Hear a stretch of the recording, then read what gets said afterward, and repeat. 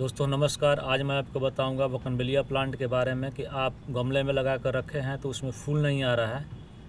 तो इसके पीछे दोस्तों इसका कारण क्या है जिसकी वजह से फूल नहीं आता है। और फूल के जगह पर उसमें देखिएगा ग्रीन रंग का पत्ता बहुत सारा निकल कर के आने चालू हो जाता है। तो इसके ऐसा क्यों होता है दोस्तों? यहाँ पर जो देख रहे हैं मेरा प्लांट, ये वाला हमारा प्लांट, इसको हम रिपोर्ट किए थे। रिपोर्ट करने के बाद में प्लांट में लगभग सभी में फूल आ चुका है और इसमें लगभग 15 फरवरी के बाद फूल आना चालू होता है। आपका भी प्लांट यदि होगा तो उसमें अभी इस समय फूल आ चुका होगा। और यदि मान लीजिए फूल नहीं आया है तो दोस्तों इस पौधे को यदि छाया जगह पर है तो छाया जगह पर से हटा करके आप पूरा फूल सनलाइट वाला जगह पर रखिए, क्योंकि इसके लिए सनलाइट बहुत ही ज़रूरी होता है। इसको यदि सारा दिन का सनलाइट लगे तो बहुत ही अच्छा है, इसको बहुत ही पसंद है सनलाइट। तो इस बात का आपको थोड़ा ध्यान रखना है, तो आपका बोगनविलिया में फूल बहुत ही भर भर करके आएगा। दोस्तों इसके अंदर फर्टिलाइज़र देखा जाए तो फर्टिलाइज़र कुछ ज़्यादा ज़रूरत नहीं रहता है। आप महीने में भी एक बार यदि सही ढंग से इसके अंदर फर्टिलाइज़र दे रहे हैं तो आपका पौधा बहुत ही अच्छा चलेगा। और दोस्तों मैं आपको यहाँ पर दिखाऊँगा इस प्लांट का जो कि फूल नहीं आ रहा है, इसके अंदर में क्या मैंने प्रॉब्लम है हम आपको दिखाएंगे। और आपका भी प्लांट यदि पुराना हो गया है, मान के चलिए इसका उम्र लगभग 2 साल हुआ मेरे पौधा का, तो दोस्तों 2 साल के अंदर में हमने इसको तो पॉट में लगाए, किंतु इसको हम मतलब जो नीचे में जो जड़ है उसको हम नहीं देखे थे कि जड़ इसके अंदर हो रहा है या नहीं हो रहा है। तो उसको अभी हम आज आपको दिखाएंगे इसमें जड़ कितना हुआ। दोस्तों कोई भी प्लांट के लिए अभी मान लीजिए इसमें रूट बाउंड जिसको बोलते हैं, जड़ को ज़्यादा मतलब कि ज़्यादा हो जाएगा जड़ इसके मतलब गमला के अंदर में, तो रूट बाउंड होगा। तो रूट बाउंड को दोस्तों हटाना बहुत ही ज़रूरी होता है, क्योंकि इसके कारण जो बोगनविलिया प्लांट है, मान लीजिए मिट्टी, वहाँ पर मिट्टी की कमी होने लगेगा आपका गमले के अंदर में, और देखिएगा जड़ ही बहुत सारा जमा होना चालू हो जाएगा। तो उससे क्या होगा, हो सकता है प्लांट के अंदर में नीचे जड़ में मतलब नीचे तक पानी नहीं जा पाएगा, या कुछ ज़्यादा मान लीजिए पानी जम गया तो वो जड़ ख़राब भी हो सकता है। तो इसलिए देखिए दोस्तों इसको हम दिखा रहे हैं आपको, इसमें आपको रूट बाउंड देखिए कितना, कम से कम आधा तो रूट बाउंड से भर्ती हो चुका है। तो इसको ज़रूरी है, इसको कम से कम इसमें से हाफ हमको जड़ को हटाने होगा। और थोड़ा बहुत किनारे से भी हल्का हल्का मिट्टी को हम कट करके हटाएंगे। तो दोस्तों आप इसको ध्यान से देखिए। आपका यदि प्लांट है बोगनविलिया का और मान लीजिए 10 प्लांट है, तो उसमें यदि सभी में फूल आ गया, एक में नहीं आया, तो उसको अभी आप यदि इस तरह से रूट बाउंड को हटा रहे हैं तो आपका प्लांट दोस्तों बहुत ही अच्छा हो जाएगा और फिर वो फूल देने चालू कर देगा। आप देख सकते हैं दोस्तों इसमें कितना जड़ आया हुआ है। तो इस जड़ को हटाना बहुत ही ज़रूरी होता है। और यहाँ पर देखिए जो कंकड़ दिखाई दे रहा है, थोड़ा बालू दिखाई दे रहा है, तो दोस्तों इसको गमला के जो नीचे में जो होल होता है उसके ऊपर हम जो गमला का टूटा हुआ टुकड़ा होता है उसको दे देते हैं, और जो ईंट का जो टुकड़ा होता है छोटा छोटा उसको टुकड़ा करके थोड़ा बालू दे देते हैं। तो क्या होता है मतलब इसका जो ड्रेनिंग सिस्टम है, पानी का जो सिस्टम है, बहुत ही आसानी से पानी की ज़रूरत से ज़्यादा है वो निकल करके बाहर चला जाता है। क्योंकि दोस्तों बोगनविलिया प्लांट को पानी ज़रूरत से ज़्यादा नहीं चाहिए, इसको पानी उतना ही चाहिए जिससे कि थोड़ा प्लांट जिसमें कि मैंने आपका ग्रीन रहे, सही रहे। ज़्यादा होगा तो क्या होगा, मतलब आपका जड़ ख़राब होने का संभावना रहता है, या उससे मान लीजिए कि जड़ यदि मान लीजिए आपका नहीं भी ख़राब हुआ और प्लांट आपका सही है, तो देखेंगे मतलब ज़्यादा पानी होल्ड करेगा तो इसमें ग्रीन ग्रीन खाली पत्ता निकल करके आएगा, फूल आपको नहीं आने मतलब कि नहीं आने सकेगा। तो इसलिए आपको ज़रूरी है कि इसके अंदर मिट्टी भी ऐसा बनाएं आप कि जिसमें आपको मिट्टी मतलब ज़्यादा पानी होल्ड नहीं करे। तो दोस्तों हम आपको यहाँ पर दिखाएंगे अभी कि मतलब हम इसमें क्या मिट्टी देते हैं, कितना मिट्टी देते हैं, और इसमें बालू रहता है कुछ मात्रा। तो और इसके अलावा दोस्तों इसमें कंपोस्ट रहता है। 3 चीज़ इसमें देना बहुत ही ज़रूरी होता है। 1 नंबर में मिट्टी, 2 नंबर में बालू, उसके बाद है दोस्तों कंपोस्ट। तो ये 3 चीज़ को मिला कर के हम लोग बोगनविलिया प्लांट को लगाते हैं। और देखिए दोस्तों हम इसको क्या किए, मतलब आपको नीचे की तरफ से लगभग हाफ इसको छटाई कर दिए। उसके बाद किनारे साइड से जो भी जड़ कुछ ज़्यादा मोटा हो गया था या ज़रूरत से ज़्यादा था जड़, उसको हमने हटा दिया। तो इस काम को दोस्तों आप यदि चाहेंगे तो जैसे बरसात का मौसम ख़त्म हुआ तो आप अक्टूबर महीना 15 अक्टूबर तक इसको आप कर दें तो और ही अच्छा है। किंतु हम देखें कि भाई अभी मान लीजिए अभी थोड़ा मौसम उतना हीट नहीं हुआ, अभी गर्म थोड़ा चालू हुआ।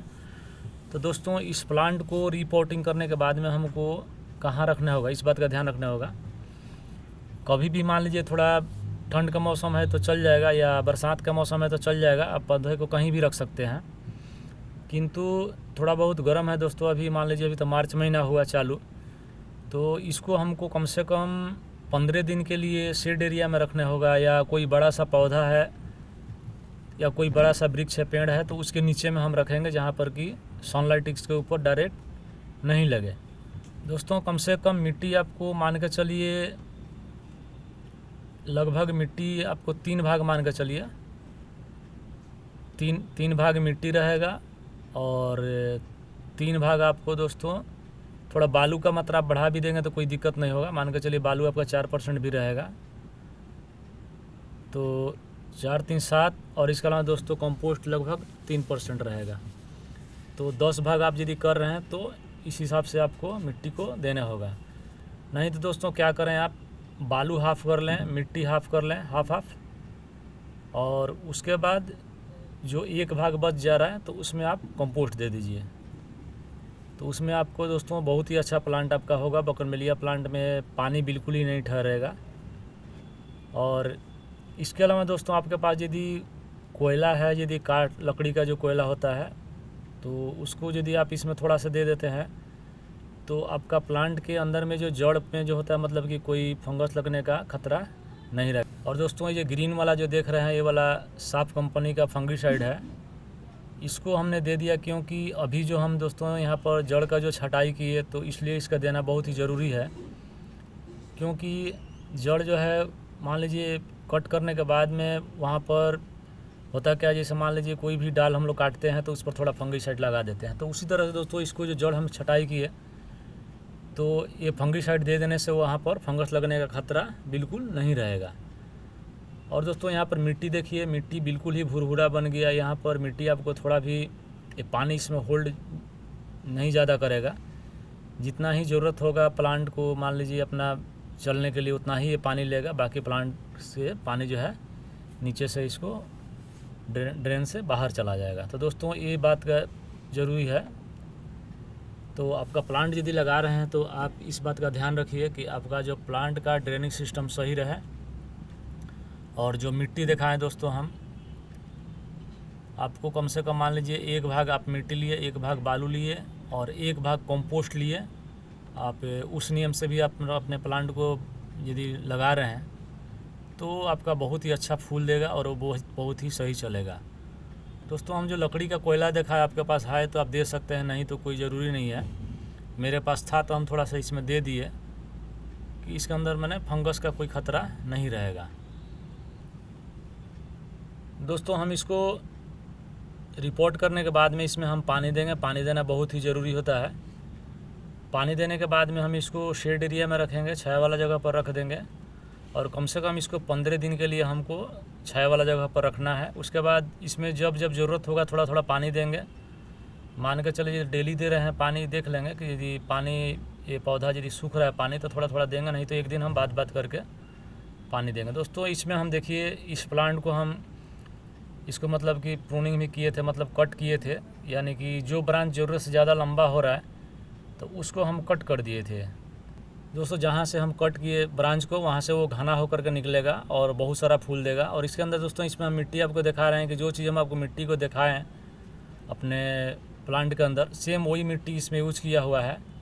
तो दोस्तों इसको हम मान के चलिए कम से कम 1.5 महीना पहले हम इसको रिपोर्ट किए थे। दोस्तों आप यदि अपने प्लांट को यदि इस तरह से केयर करेंगे तो आपका भी प्लांट इस तरह से फूल देगा। और यहाँ पर दोस्तों होता क्या है, मान लीजिए आपका जो पौधा है बोगनवेलिया का, आप यदि प्रूनिंग नहीं कर रहे हैं तो बहुत ही लंबा हो जाएगा और देखने में मतलब कि उसको मान लीजिए स्टिक देने पड़ेगा और आप यदि स्टिक नहीं दे रहे हैं तो जिधर तिधर मतलब कि उसका ब्रांच जो है छिटाएगा और बहुत बड़ा एरिया लेगा। तो दोस्तों इसलिए ज़रूरी है, आप देख सकते हैं इस सब पौधे को हमने क्या किया, मतलब कि जैसे ही नवंबर महीना आया दोस्तों, नवंबर महीना में हम सभी को ब्रांच को थोड़ा थोड़ा करके कट किए थे। तो कट करने के बाद में कुछ पौधे में तो फूल बहुत ही अच्छा आया और कुछ पौधे जो है दोस्तों इसमें फूल होता क्या, मतलब ठंड के मौसम में सभी पौधा में फूल नहीं आता है। और जैसे ही जनवरी महीना जाएगा, फरवरी आएगा तो उस टाइम से थोड़ा बहुत फूल चालू हो जाएगा दोस्तों। और आपका मार्च आते आते बहुत ही अच्छा फूल देता है। और उसके बाद आप देखेंगे कि फूल आपको अभी ये पूरा साल देगा दोस्तों। अभी ये पूरा गर्म फूल चलेगा और आपको बरसात भी चलेगा, किंतु बरसात के लास्ट में जैसे आपको जुलाई अगस्त होगा तो उस समय ये फिर आस्ते फूल इसका मतलब स्लो हो जाएगा और इसके अंदर ग्रीन पत्ता बहुत ही ज़्यादा निकलेगा, ग्रीन हो जाएगा पूरा पौधा सब। और उस समय दोस्तों क्या करते हैं हम लोग, मान लीजिए जैसे बरसात ख़त्म होता है तो फिर इसको हम लोग हार्ड प्रूनिंग कर देते हैं। यानी कि आपको जैसे मान के चलिए अगस्त गया, सितंबर में आपको सितंबर महीना होगा तो सितंबर महीना में इसको हम लोग हार्ड प्रूनिंग करते हैं। उसके बाद फिर पौधा अपना धीरे धीरे बढ़ने लगता है। तो दोस्तों आप यदि उस समय बारिश के बाद यदि इसको प्रूनिंग कर रहे हैं तो आपका पौधा बिल्कुल ही ज़्यादा लंबा नहीं होगा। आप अपने हिसाब से उसको प्रून करके आप साइज़ उसका ढांचा दे सकते हैं और आपके पौधे में बहुत सारा अच्छा फूल आएगा। दोस्तों हमको उम्मीद है वीडियो आपको समझ में आ चुका होगा। वीडियो देखने के लिए धन्यवाद। आप कमेंट करेंगे वीडियो आपको कैसा लगा।